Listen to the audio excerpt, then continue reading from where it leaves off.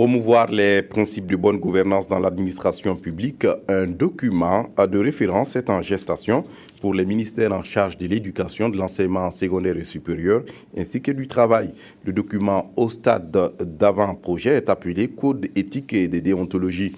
Ce matin, une rencontre a débuté à Ouagadougou pour valider son contenu. Inijanine Kambiré.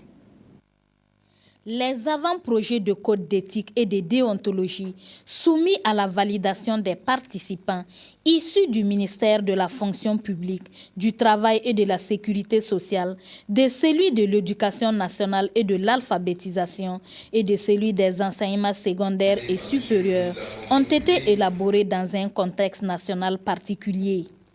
Un contexte marqué du sceau des fortes attentes citoyennes exprimées par le peuple burkinabé pour davantage d'éthique, d'équité, de justice et de transparence dans la gestion des affaires publiques et dans l'égal accès aux services publics.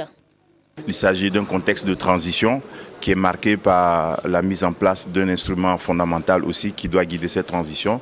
Il s'agit de la charte qui rappelle aussi un certain nombre de principes et de valeurs éthiques dont notamment, je cite entre autres, l'esprit de responsabilité, la tolérance, le respect mutuel.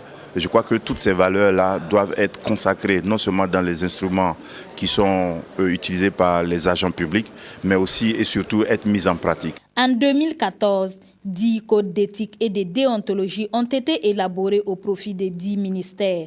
Il est attendu du présent atelier de validation des contributions pertinentes devant aboutir à un document de référence en matière de promotion des valeurs et principes de bonne gouvernance dans l'administration publique.